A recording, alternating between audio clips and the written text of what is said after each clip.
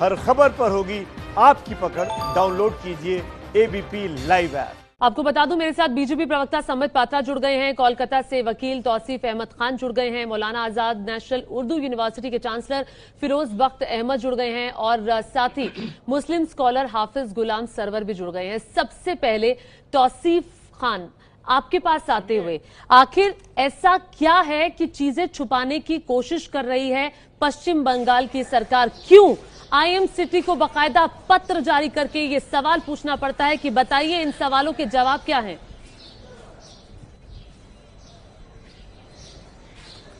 नहीं, हर सवाल के जवाब ऑलरेडी पब्लिक प्लेटफॉर्म पे अवेलेबल है। जिसको जो भी सवाल चाहिए वो पब्लिक प्लेटफॉर्म से गवर्नमेंट ऑफ वेस्ट बंगाल ने जारी रखा है। अगर सवाल उठता है कि कितने हॉस्पिटल्स हैं, 66 हॉस्पिटल बंगाल में, जिसे बाजाब्ता कोविड हॉस्पिटल कहा जा रहा है, नॉमिनेट ये आलादा कर दिए गए।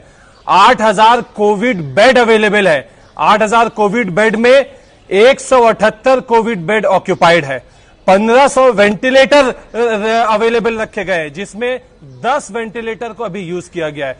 तो सरकार अपने तौर पे पूरे तरीके से अपने जो उन्हें इंफ्रास्ट्रक्चर रेडी करना चाहिए, जो उनकी जिम्मेदारी है, कोरोना को लेकर के ट्रीटमेंट, वेस्ट बंगाल गवर्नमेंट का ऐलान आया है कि सारे लोगों के लिए फ्री है। प्राइवेट ये जो इन्फॉर्मेशन आप दे रहे हैं, ये राज्य की सरकार की तरफ से केंद्रीय टीम को क्यों नहीं दी गई? सवाल ये है। केंद्रीय टीम यहाँ पे क्या इन्फॉर्मेशन लेने आई थी? वो इन्फॉर्मेशन जो ऑलरेडी पब्लिक प्लेटफॉर्म पे अवेलेबल है वो तो उनके पास में है ही, वो कहीं से भी उठा सकते। अगर देखिए उन्होंने न्यूज बनाना है आकर के यहाँ पे, ताकि लोगों का माइंड को डाइवर्ट कर दिया जाए। अपोजिशन से सोनिया गांधी ने, बताइए ये आरोप पश्चिम बंगाल की सरकार, सर मेरा चूंकि आप जो कह रहे हैं उसी में से ही मेरा सवाल है। आप जो कह रहे हैं सर, देखिए आप कह रहे हैं कि केंद्रीय जो सारे पब्लिक प्लेटफॉर्म है उस पर ये सब कुछ है और केंद्र की टीम वहां से ये ले सकती है। ये सिर्फ पश्चिम बंगाल के लिए लेटर क्यों जारी होता है? महाराष्ट्र में भी आप जानते हैं उद्धव सरकार है, वहां के लिए इस तरह का कोई लेटर नहीं आया। राजस्थान गई थी आईएम सिटी, वहां के लिए जहां पर कांग्रेस की सरकार है, वहां के लिए भी किसी तरह का कोई पत्र जारी नहीं होता। राज्य की सरकार ने सहयोग किया, उन्होंने इन्फॉर्मेशन ली, क्या क्या करना चाहिए, रिकमेंडेशंस दी, वो चलते बने। और उसके अलावा मध्य प्रदेश में भी वो गए, चलिए ठीक है, वहां का मानते हैं बीजेपी सरकार है। सिर्फ पश्चिम बंगाल के लिए ये लेटर क्यों जारी होता है? बताएं जरा, कुछ तो होगा ना, कुछ तो होगा।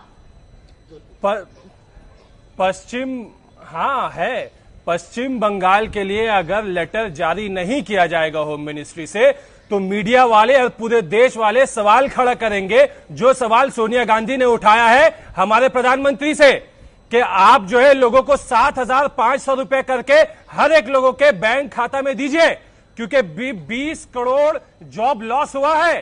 सर मेरे सवाल का जवाब नहीं दे रहे हैं आप इधर उधर की जा रहे हैं। 7500 करके यही आप तो इधर उधर मत जाइए। सर मैं संबित पात्रा के पास जाऊंगी इस समय, बीजेपी प्रवक्ता हमारे साथ मौजूद है। संबित, आप मुझे बताएं कि आखिर, सर एक मिनट आपको वक्त दिया सर आप आराम से बात करेंगे। पहले संबित के पास जाती हूँ। तू इधर उधर की बात ना कर, तू ये बता के काफिला क्यों लूटा? एक मिनट रुक जाइए, एक फिरोज वक्त, एक मिनट रुक जाइए। संबित पात्रा आप बताइए, ममता बनर्जी कहती है कि केंद्र ने ये टीम क्यों भेजी पश्चिम बंगाल, इसका आधार क्या है? देखिए ज्योति जी, जैसे कि आपने बीच से पहले भी कहा कि ये केवल आईएमसीटी जो इंटर मिनिस्टेरियल सेंट्रल टीम है, ये केवल बंगाल नहीं गई, ये बंगाल भी गई है, राजस्थान भी गई है, ये मध्य प्रदेश भी गई है, ये महाराष्ट्र भी गई है और कुछ आइडेंटिफाइड एरियाज में गई है, पूरे राज्यों के लिए नहीं। जिन एरियाज में ज्यादा कोविड के केसेस है, जैसे महाराष्ट्र में वो पुणे गई, मुंबई में देख रही है, ठीक उसी प्रकार मध्य प्रदेश में इंदौर में ज्यादा केसेस है तो वो इंदौर गई थी।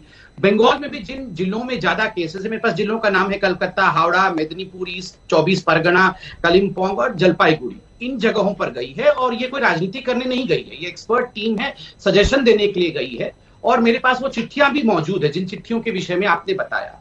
कल एक बहुत बड़ी घटना हुई, आप देखिए, इन्होंने बंगाल सरकार ने एक कमिटी, डॉक्टर की कमिटी बनाई हुई थी, जो कि पहली बार ऐसा हुआ है कि डेथ जब होता है तो उसी अस्पताल में डेथ सर्टिफाई होता है। इन्होंने डेथ सर्टिफाई करने के लिए कमिटी बनाई थी। उस कमिटी ने निर्धारित किया था कि कोरोना के कारण केवल 18 लोगों की ही डेथ हुई थी।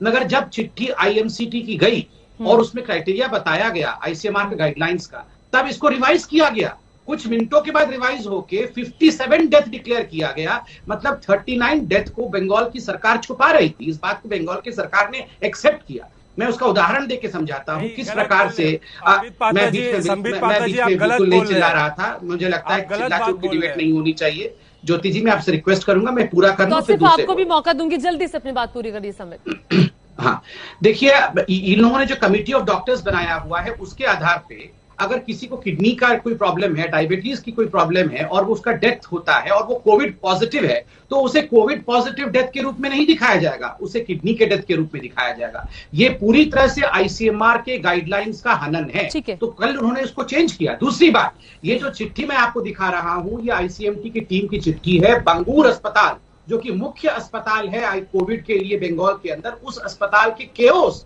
किस प्रकार वहां 5-5 दिन से लोग पड़े हुए हैं, कोई सोशल डिस्टेंसिंग नहीं है, उनकी जांच नहीं हो रही है, डेड बॉडी सड़ रही हैं, उनको हटाया नहीं जा रहा है वार्ड के अंदर से। ये सारी सच्चाई यहां खुल के सामने आता है। ठीक है, तो सिर्फ कहिए, मौत का आंकड़ा क्यों छुपा रही है सरकार?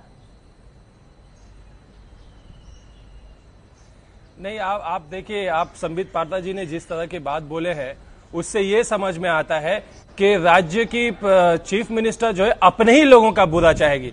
ये तो बड़ा इलॉजिकल बात है। यानी कि जो बीजेपी के नेता हैं वो जनता का भला चाहेंगे और जितने नन बीजेपी नेता हैं वो जनता का भला नहीं चाहेंगे। ये तो ऐसी ऐसी बातें बोल करके हंसने वाला काम करते हैं।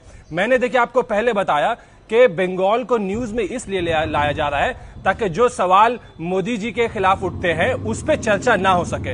अब मैं आता हूं कि इन्होंने जो बातें कही है, ये बात सही है कि जो इन्होंने कमेटी का बात किया, तो कमेटी में कौन है?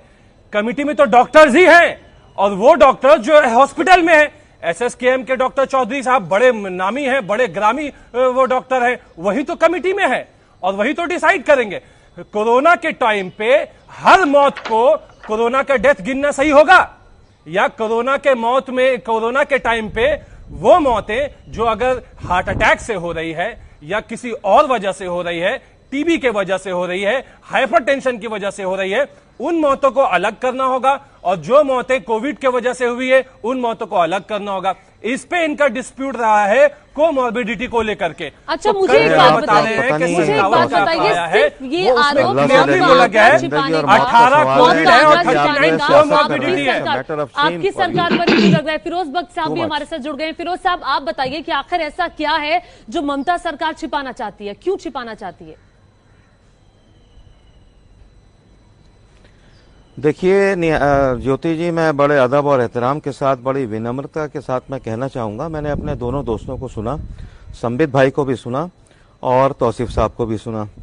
दोनों को सुनने के बाद एक एज अ लेमैन जो मेरा असेसमेंट है, मैं किसी का ब्रीफ लेके नहीं चल रहा हूँ, ना तो ममता जी का ना मोदी जी का, लेकिन एज अ लेमैन मेरी बहुत क्लियरली ये बात समझ में आ गई कि जो वेस्ट बंगाल की सरकार है, इसका जो नस्बुलैन है, इसका जो भी काम, जो धंधा है, वो ये है कि वोट बैंक की पॉलिटिक्स आप करिए।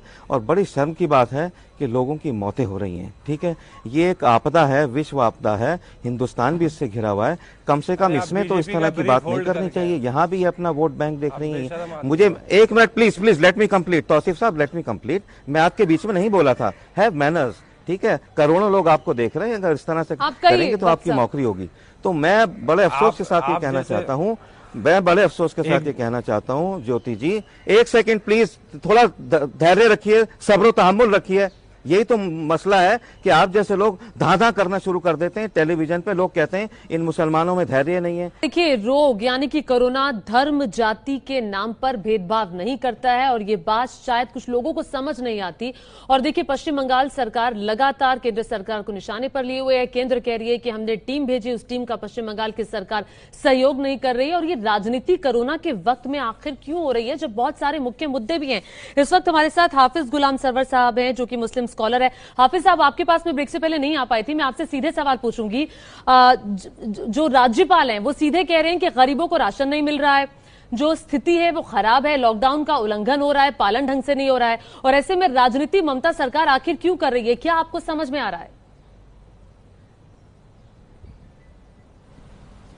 सबसे पहले एबीपी परिवार को और समस्त देशवासियों को रमजानुल मुबारक की मैं बधाई देता हूं, मुबारकबाद देता हूं। और दो प्रमुख बातें चर्चे में आई हैं। बड़े स्कॉलर्स हैं, पैनलिस्ट हैं। मैं बड़ा एहतराम करता हूं अपने बड़े भाई फिरोज बख्श साहब का, और मैं उन्हें काबिल मानता हूं। लेकिन मैं उनसे एक सवाल करता हूं, जब आपके सवालों के जवाब से पहले, कि जब आपको यह हक हासिल है कि आप भारतीय जनता पार्टी की वकालत करेंगे, तो क्या हमें या औरों को यह हक हासिल नहीं है कि वो ममता बनर्जी जी की वकालत करें? और जब हम उस बात को रखते हैं तो आप फौरन फिर मजहब बीच में ले आते हैं। आप जैसे स्कॉलर की जुबान से मुसलमान और इस्लाम सुनकर यकीन जानिए कि हमें यह लगता है कि शायद किसी कैंप में आपकी भी तरबियत हुई है। अफसोस है हमें इस बात पर सवाल कि आप जैसे काबिल आदमी। हाफिज साहब, मैं ज्योति इनका जवाब दे अपनी सोच होती है, आप क्यों टिप्पणी कर रहे हैं? आप मेरे सवाल का जवाब दीजिए। नहीं फिरोज साहब रुक जाइए। हाफिज साहब अपने सवाल का जवाब दीजिए। मैं जवाब दे दूं, मुझे एक सेकंड दे दीजिए। देखिए सुनिए, गुलाम सरवर साहब सफाई से सुन लीजिए। सर मजहब को तो अभी आप लेकर आए, मेरी पूरी डिबेट में मजहब कहीं था ही नहीं। मेरी पूरी डिबेट में अभी तक जितनी देर हमने डिबेट की मजहब कहीं नहीं था, और आप मजहब लेकर आए। सर आप लेकर आए हैं अभी। मैं किसी की वकालत नहीं करता, मैं हक की बात करता हूं। सर पॉइंट टू पॉइंट बात हो रही थी, मुद्दों की बात हो रही थी, पॉइंट टू पॉइंट बात हो रही थी। हम लगातार मुद्दे दे रहे थे। मेरे सवाल का जवाब दीजिए ना। क्यों राज्यपाल जगदीप धनखड़ को यह कहना पड़ता है?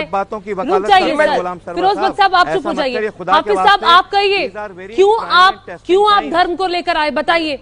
ये बड़ा खतरनाक वक्त है सरवर साहब। मैं बहन कह रहा हूं एक बात कि बहस ये है कि केंद्र सरकार और राज्य सरकार के बीच सामंजस्य क्यों नहीं, और पूरे इस घटनाक्रम में पश्चिम बंगाल ही टारगेट पर क्यों? संबित पात्रा भाई बैठे हैं और मैं बड़ा आदर करता हूं, बड़ी तैयारी से वो आते हैं, कई चिट्ठियां हर डिबेट में वो लेकर बैठते हैं। मेरा एक प्रश्न है संबित भाई, आप जरा ये बता दें देशवासियों को कि कोरोना के आने से पहले, जब कोरोना का अलार्म नहीं बजा और इसको महामारी स्वीकार नहीं किया गया, उससे पहले भारत के अंदर प्रतिदिन मृत्यु दर क्या था? सर एक मिनट, हाफिज साहब रुक जाइए। या नहीं मरते? हाफिज साहब रुक जाइए। एंकर कौन है? हाफिज साहब मैंने आपसे सवाल पूछा, मैंने आपसे सवाल पूछा, आप बख्श साहब से भी सवाल पूछेंगे, आप संबित से भी सवाल पूछेंगे, लेकिन आप मेरे सवाल का जवाब नहीं देंगे। क्यों नहीं देंगे बताएं? क्योंकि चुभती आपको भी है। कोरोना संकट को लेकर केंद्र की टीम की ओर से सवाल पूछे जाने के बाद पश्चिम बंगाल की सरकार हरकत में आई है।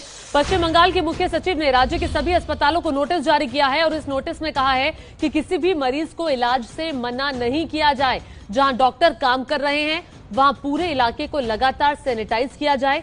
12 घंटे के अंदर कोरोना टेस्ट की रिपोर्ट आना जरूरी है। जो रिपोर्ट 5-5 दिन में आ रही थी, वो उसकी रिपोर्ट अब जल्द आना जरूरी है, यानी कि 12 घंटे के अंदर वो रिपोर्ट आनी चाहिए। और इसी पर बातचीत करने के लिए खास मेहमान मेरे साथ मौजूद हैं। तौसीफ खान, ये देखिए, ये जो 30 प्रश्नों का एक लेटर भेजा गया है, ये उसी का नतीजा है कि ये बाकायदा ये गाइडलाइंस जारी हुई है पश्चिम बंगाल सरकार की तरफ से? गाइडलाइंस में ये बोला गया है कि प्राइवेट हॉस्पिटल्स को भी अब रिक्वेजिशन किया है सरकार ने और फ्री कर दिया है इलाज। कोविड से रिलेटेड जो इलाज है और जो टेस्टिंग होता है उसको फ्री कर दिया गया, क्योंकि बार बार पिछले 2-3 दिनों से मांग उठ रही है कि 4500 प्लस टैक्सेस ये टेस्टिंग किट का दाम है, कि सेंट्रल गवर्नमेंट से ये सारे टेस्टिंग किट्स आते हैं, सरकारी राज्यों को ये भेजा जाता है, पहले तो 5-5 दिन में रिपोर्ट आ रही थी वहां। ये हमारे बंगाल से तो वो टेस्टिंग लैब बढ़ा दिए गए। शुरुआती दौर में ये सारे कंट्रोल करती है आईसीएमआर, जो कि सेंट्रल गवर्नमेंट के पास है। आईसीएमआर के गाइडलाइंस को फॉलो करके टेस्टिंग रिपोर्ट आना, टेस्टिंग किट आना, ये सारे चीज सेंट्रली कंट्रोल किया जाता है। जो हमारे हेल्थ मिनिस्ट्री, जो यूनियन हेल्थ मिनिस्ट्री है, उसके अंडर में आती है आईसीएमआर, वहां से ये कंट्रोल किया जाता है। तो उनके गाइडलाइंस को फॉलो करके सारा काम हर राज्य करता है, कोई बंगाल में अलग कुछ नहीं होता। लेकिन वो लोग करते हैं वही, जो वहां से जिसका अप्रूवल आता है वही यहाँ पे होता है। लेकिन क्या थोड़ा सा देरी से चीजें नहीं चल रही हैं? संबित पात्रा कुछ कहना चाह रहे हैं। संबित, आप इस पर क्या कहेंगे? क्या पश्चिम बंगाल में चीजें थोड़ा डिले नहीं चल रही हैं? देखिए, मुझे लगता है इसमें ना तो कोई हिंदू मुस्लिम एंगल है और ना ही किसी प्रकार की राजनीति। मुझे लगता है इस पूरे विषय में टेक्निकली मुझे विषय को रखना है। नंबर एक, मैं एक अंश पढ़ता हूं जो चिट्ठी लिखा गया है आईसीएमटी की तरफ से बंगाल की सरकार को। पॉइंट नंबर 4, प्रश्न number 4, there are only 12 ventilated beds available in Bangur hospital. Bangur hospital मुख्य अस्पताल है कोविड का बंगाल में। Even though the hospital caters to 354 serious covid patients. आप बताइए, लगभग 400 कोविड पेशेंट्स है, क्योंकि ये परसों है तो आज बढ़ के और बढ़ गए हैं। लगभग 400 सीरियस पेशेंट है, मात्र 12 वेंटिलेटर रखा गया है। ये क्यों रखा गया है, ये सवाल पूछा गया है। दूसरा सवाल पूछा गया है, प्रश्न number 3, the patients are referred to Bangur hospital from other medical facilities. However, it seems that the patients are left on their own to report to the hospital and are not escorted. मतलब किसी अगर periphery से कोई Covid का patient आता है, उसको escort नहीं करते हैं, ऐसे ही रेफर कर देते हैं। कई मरीज आते हैं, कई मरीज अपने गांव वापस चले जाते हैं, जिससे कोविड फैलता है। ये नहीं होना चाहिए। दूसरी बात, छोड़ दीजिए सेंट्रल गवर्नमेंट की टीम क्या कहती है। ये जो चिट्ठी मैं दिखा रहा हूं, ये बंगाल के बड़े बड़े डॉक्टरों ने ममता बनर्जी को लिखा है आज से 4 दिन पहले। इसका एक पैराग्राफ आप सुनिए जरा, Jyoti ji. In the last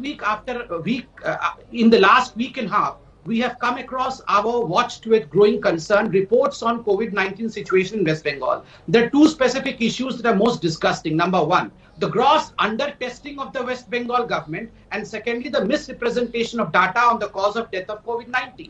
जहां तक टेस्टिंग का सवाल है, आज से 4 दिन पहले मिस दत्ता, जो कि आईसीएमआर की हेड है, उन्होंने कहा हमारे पास सेंट्रल गवर्नमेंट से और आईसीएमआर से 27,500 किट मौजूद है, मगर केवल 20 टेस्ट हो रहे हैं प्रत्येक दिन। इतने कम टेस्ट क्यों करा रही है? आप जो सवाल उठा रहे तो सिर्फ जवाब दीजिए। समझ नहीं आ रहा है। हाँ, बहुत बहुत अच्छी बात है। शायद पात्रा जी को मालूम नहीं होगा, आईसीएमआर ने खुद 2 दिन पहले ही लोगों को कह दिया है कि रैपिड एंटीबॉडी टेस्टिंग को रोक दीजिए। और इसको लेकर के सवाल गवर्नमेंट बंगाल ने पहले ही उठा चुका है कि एंटीबॉडी टेस्टिंग जो है उसका रिजल्ट उतना ज्यादा एक्यूरेट नहीं है। तो जितने ज्यादा टेस्टिंग किट आईसीएमआर से आएंगे सरकार के, राज्य सरकार के पास, उतना ज्यादा टेस्टिंग होगा। हाँ, मार्च महीना में सिर्फ 40 के टेस्टिंग किट आए थे, तो शुरुआती दौर में टेस्टिंग कम हो रहा था।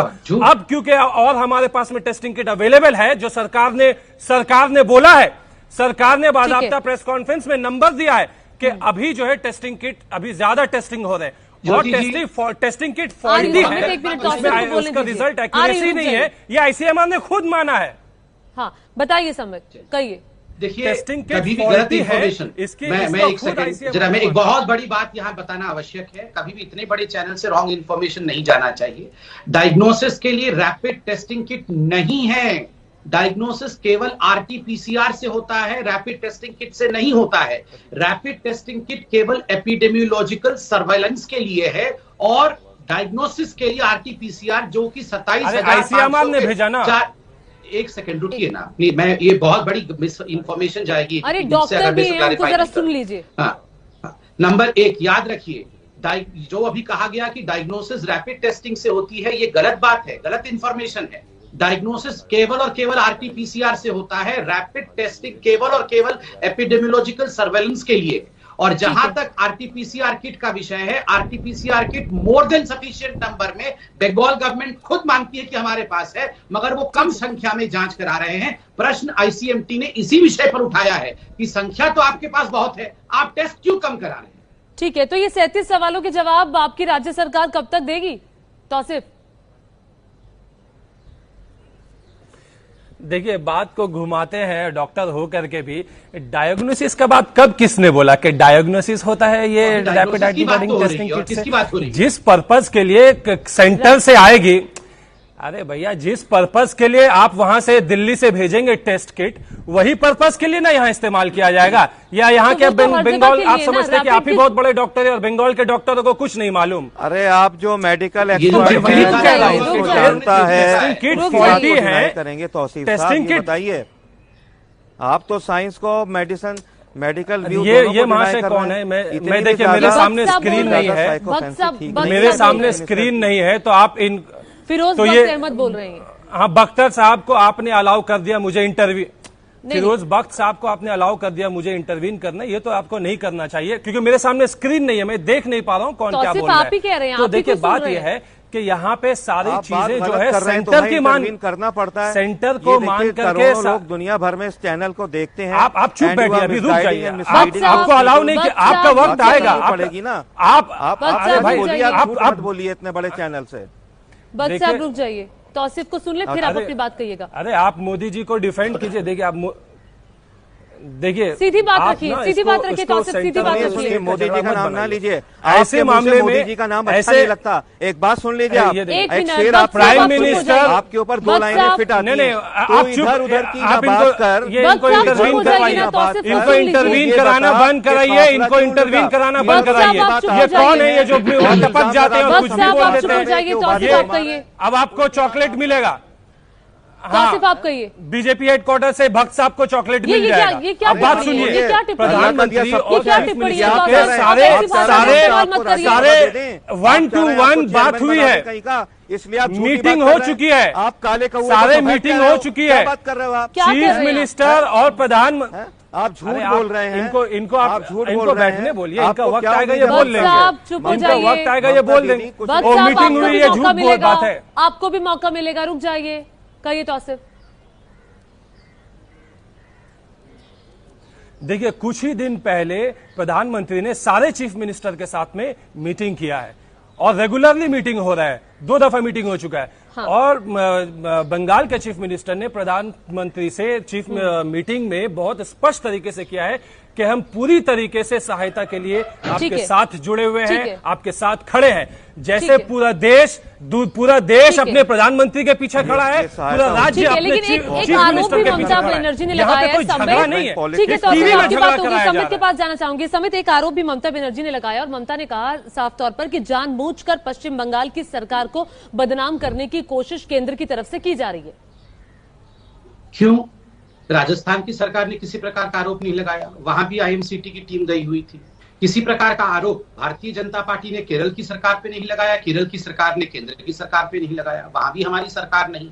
देखिए, ये राजनीति केवल ममता बनर्जी के वेस्ट बंगाल में क्यों हो रहा है? और मैं हाथ जोड़ के कहता हूं, ये लड़ाई राजनीतिक मत बनाई, ये जीवन की लड़ाई। आप खुद देखिए, 3 दिन पहले तक मिस रिपोर्टिंग हो रही थी। कल चीफ सेक्रेटरी जो बंगाल के, उन्होंने माना है इस बात को। 39 केसेस को कोमोर्बिड केस करके उन्होंने रिपोर्ट किया था, बाद में इसको कोविड केस करके रिपोर्ट कर रहे हैं। और जो चिट्ठी में दिखा रहा था, ये बंगाल के गणमान्य डॉक्टरों की चिट्ठी है, जिस चिट्ठी में स्पष्टता है, डॉक्टर कहते हैं कि मिस रिपोर्टिंग की जा रही है। और पूरे विश्व में जब डेथ होता है किसी भी मरीज का, तो रिपोर्टिंग उसी अस्पताल में ट्रीटिंग डॉक्टर के द्वारा होता है, किसी कमिटी द्वारा हॉस्पिटल के बाहर रिपोर्टिंग नहीं होती है। और डेड बॉडीज को वहां से मॉर्चुरी लिया जाता है सड़ने के लिए, उसी वार्ड में, बाकी मरीजों के सामने नहीं छोड़ा जाता है। और दुखद विषय है कि डेड बॉडीज का डिस्पोजिशन तृणमूल कांग्रेस के कार्यकर्ता कर रहे हैं, न कि म्युनिसिपल वर्कर या नो कोविड वॉरियर्स। ये बड़ा आश्चर्य का विषय है कि पॉलिटिकल वर्कर ये डेड बॉडी का डिस्पोजिशन कैसे कर सकते हैं। ठीक है तौसीफ, एक सवाल आपने उठाया और एक सवाल मैं भी आपसे करूंगी। तौसीफ, सवाल ये है कि क्यों आखिर लेटर वॉर चल रहा है इस समय जब कोरोना महामारी है, पूरा देश एकजुट है, लेकिन पश्चिम बंगाल एकजुट दिखाई नहीं देता। वहां राज्यपाल अलग चिट्ठी लिख रहे हैं, ममता बनर्जी उनको चिट्ठी लिख रही है और वो चिट्ठियां सार्वजनिक बाकायदा लोगों के बीच में आ रही है। ये वहां क्या हो रहा है? एक दूसरे पर आरोप प्रत्यारोप। यही तो बात है कि घर का मुखिया अगर चाहे तो वो जो है सारे मामले को ठीक कर सकता है। अब राज्यपाल जी हैं जो हैं वो आके पब्लिक फोरम में बात कहते हैं, हर दिन सुबह में ट्विटर आया था, वो माननीय राज्यपाल जी हैं। और हमारे देश के प्रधानमंत्री और चीफ मिनिस्टर में बात हुई है तो वो आपस में बात करेंगे। अगर कहीं पे कोई लैक्यूना है तो देखिए, आज के डेट में कोई ऐसा नहीं है कि कोई चाहेगा कि कोरोना से मौत हो। अब ये कुछ लोग आके ऐसा सजेस्ट करते हैं कि ममता जी चाहती हैं कि कोरोना से मौत है, तो बहुत आश्चर्यजनक बात है। हम सब चाहते हैं, हम अपने चीफ मिनिस्टर के पीछे खड़े हैं और हम अपने प्रधानमंत्री के पीछे खड़े हैं। इस लड़ाई को पॉलिटिकल लड़ाई नहीं बनाना चाहिए। जब ममता बनर्जी से प्रेस कॉन्फ्रेंस में ये पूछा जाता है, बताइए कि आपके पश्चिम बंगाल में कितने मामले और कितने मामले तबलीग की जमात से जुड़े, तब ममता बनर्जी जवाब क्यों नहीं देती? वो ऐसा ये क्यों कहती है कि देखिए ये तो सेक्युलर राज्य है, ये तो आप सांप्रदायिक सवाल पूछ रहे हैं, मैं नहीं बोलूंगी। क्या गलत पूछा बताइए? नहीं, ministry of health and family का रेगुलेशंस है, गाइडलाइंस है उसमें कि जो मौतें हो रही हैं आप उसको आंकड़ा दीजिए, लेकिन एक पर्टिकुलर रिलीजन को या एक पर्टिकुलर ग्रुप को पूछा गया था कितने एरिया को केसेस हाईलाइट हैं? मत कीजिए, एक उससे मिनट पैनिक सर, फैलेगा। ये पूछा गया था और कितने केसेस हैं? आप फिगर दे सकते हैं। सबके बारे में दिल्ली के मुख्यमंत्री आपके दिमाग में जो रिलीजन का कोरोना भरा हुआ है ना, तबलीगी जमात से जुड़े सबसे ज्यादा खमियाजा इसी का भुगतना पड़ रहा है मुसलमानों को। फिर ये बोलने लगे, तो आसिफ फिर ये बोलने लगे, आखिर ये मामला यहाँ पर फिर ये बोलने लगे, हमसे तो सवाल नहीं था। एक मिनट, मुस्लिम तुष्टीकरण की राजनीति का आरोप ममता बनर्जी पर लग रहा है। का इस्तेमाल न करें। सर एक मिनट, मैं सवाल सरवर साहब एक मिनट, आपने कहा पर्टिकुलर, आपने पहले इस्तेमाल किया, आपने कहा पर्टिकुलर सवाल क्यों ना पूछा जाए इस पर? ब्रांड किया जा रहा है, ये बात आपने शुरू की है। I am the last person India का कार्ड लेके चलता हूँ मैं, हिंदू या मुसलमान का कार्ड लेके नहीं चलता आपकी तरह, तौसीफ साहब या गुलाम सरवर साहब की तरह। 20 सेकंड सिर्फ बहन, 20 सेकंड। हाँ कहिए, अच्छा सरवर साहब जो बातें अभी आपने की कि दीदी ममता बनर्जी जी से जब पत्रकार ने ये प्रश्न किया कि जो मौतें हुई हैं उसमें तबलीग के कितने हैं, तो उन्होंने जो उत्तर दिया यही तो कारण बन गया कि केंद्र सरकार के पेट में दर्द है और संघी लोगों के पेट में दर्द है। और आपने केजरीवाल जी का जिक्र किया, केजरीवाल जी का तो विलय हो चुका है, हनुमान जी राम जी के बगैर नहीं रह सकते हैं, इसलिए केजरीवाल जी का तो विलय हो गया है। आप जैसे लोग टीवी पर आकर इस तरह की चर्चा करके अपना चेहरा चमकाने की कोशिश कर रहे हैं, समझ कहिए। केंद्र सरकार के द्वारा पूरे कोरोना वायरस का राजनीतिकरण कर दिया गया। ठीक है सर, आप अपनी बात रखिए, आपने अपनी बात रखी, सम्मत कहिए, सम्मत कहिए। एक सेकंड जरा मैं बोल लूंगा, दीदी की बात करिए, केजरीवाल की बात ना करें आप। ठीक है, आपने बात रखी। दुनिया ने देखा, पूरे भारत ने देखा। कोरोना संकट के बीच केंद्र की मोदी सरकार और साथ ही पश्चिम बंगाल की ममता सरकार आमने सामने है और बीजेपी लगातार ममता सरकार पर यह आरोप लगाती रही है कि वोट बैंक की राजनीति के चक्कर में ममता सरकार काफी कुछ ऐसा है जो छिपा रही है। और इस बीच आपको बता दें कि ये दिल्ली की तस्वीरें हैं। कल फ्लैग मार्च हुआ। फ्लैग मार्च क्यों हुआ? क्योंकि रमजान का पाक महीना शुरू हुआ, जैसे इसकी घोषणा हुई लोग घरों से बाहर निकले। लेकिन और राहत की बात यह है कि आज सुबह हर जगह शांति थी। दिल्ली के चांदनी चौक इलाके में, शास्त्री पार्क इलाके में और कई और इलाकों में लोग बाहर खरीदारी के लिए भारी संख्या में निकले। और ऐसे में आपको बता दें कि अब सख्ती बहुत जरूरी है और इसी पर ही लगातार हम चर्चा कर रहे हैं कि आखिर ये जो केंद्र बनाम ममता की सरकार है उसमें ये राजनीति कहां आके ठहरेगी कोरोना की इस महामारी के दौरान भी। तो आसिफ आपके पास आऊंगी, चूंकि ममता सरकार पर लगातार ये आरोप लगता रहा है कि वो वोट बैंक की राजनीति करती रही है और उसकी आड़ में कई चीजें वो छुपा भी रही हैं। मैं आपके पास समित आऊंगी। तो आसिफ, अब रमजान का पाक महीना शुरू हो गया है, तो हम ये माने कि अब वहां पर शांति रहेगी, लॉकडाउन का पालन होगा जो पहले नहीं हो रहा था? नहीं, यहाँ पे बिल्कुल लॉकडाउन का पालन हो रहा है। शब बारात गुजरा, शब बारात में लोग कब्रिस्तान को नहीं गए, कब्रिस्तान को बाज़ाब्ता अथॉरिटी के थ्रू बंद भी कर दिया गया। ऐलान हुआ है इमाम ने मस्जिदों से और बहुत सारे तंजीमों से ऐलान हुआ है कि शब बारात के बाद भी अब ऐलान हुआ है रमजान को लेकर के कि लॉकडाउन जब तक हुकूमत से जो भी लॉकडाउन को लेकर के नॉर्म्स हैं उसका हम पालन करेंगे। जब तक के हुकूमत से कोई रिलैक्सेशन नहीं आता तो हम लोग घर से बाहर जो हम लोग जनरली निकलते हैं वैसा नहीं निकलेंगे, सिर्फ जरूरत के तहत बाहर निकलेंगे, मास्क पहनकर निकलेंगे, सोशल डिस्टेंसिंग मेंटेन समझ गए आप क्या कहना चाह रहे हैं। समित कहिए। देखिए, मुझे तो बड़ा आश्चर्य हो रहा था कि इस डिबेट में भी हिंदू मुस्लिम लड़ाई इत्यादि हो रही थी। मैं तो कह रहा हूं तो फैक्ट्स पे डिबेट है और चिट्ठी लेके बैठना चाहिए कि कौन से ऐसे 37 पॉइंट्स है जिस पे क्वेश्चन पूछा गया है। मैं एक और क्वेश्चन पढ़ देता हूं। There were a large number of patients in the isolation ward of CNCI as well as Bangalore hospitals awaiting covid test results for 5 days or longer. Specifically CNCI, there were 4 patients since 16th of April 2020 awaiting test results. 2 since 17th of April 2020 and 3 since 18th of April 2020. और इनमें से भी कुछ मरीज negative थे जिनको कि positive मरीजों के साथ रखा गया, 5 दिनों के लिए रखा गया। तो आप सोचिए जो नेगेटिव है वो तो 5 दिन में पॉजिटिव हो जाएगा। ये सवाल, क्योंकि साइंटिफिक टेम्परामेंट के साथ वेस्ट बंगाल की सरकार काम नहीं कर रही है, IMCT इन सवालों ये सवाल मैं तौसीफ से पूछ चुकी हूँ कि लापरवाही हो रही है, 5-5 दिन तक इंतजार करना पड़ रहा है, जो लोग नेगेटिव भी आए उनको भी पॉजिटिव मरीजों के साथ रखा गया। तो सिर्फ इतनी लापरवाहियां, रिपोर्ट्स इतनी सारी हैं कि अब एक एक करके आपको गिनवा भी नहीं सकते। नहीं, देखिए इस तरह की अगर कोई लापरवाही, अगर इसमें सच्चाई है कि कहीं पे हो रही, चाहे वो बंगाल में हो, चाहे गुजरात में हो, चाहे कहीं भी हो, और बंगाल से बहुत ज्यादा मौतें गुजरात में हुई है और अहमदाबाद में हुई है, तो कहीं पे भी अगर कहीं पे भी ऐसी लापरवाही हो रही है, किसी एक जगह की बात नहीं है, वो नहीं होनी चाहिए। और ये दायित्व होता है हॉस्पिटल का, डॉक्टर्स का, और डॉक्टर्स में जितने स्टाफ हैं और जो लोग भी खुद से जो जा रहे हैं, नागरिकों में भी ये जागरूकता होनी चाहिए कि अगर उन्हें कहीं पे कोई लाकुना दिखता है तो वो अथॉरिटी से सवाल करे, और सवाल तो मैं करके। आपको बताना चाहूंगी कि गुजरात के अहमदाबाद और सूरत में भी IMCT जाएगी वहां पर जांच करने के लिए, जैसे वो पश्चिम बंगाल में गई थी जहां आपने सहयोग नहीं किया। आप सभी का बहुत बहुत शुक्रिया।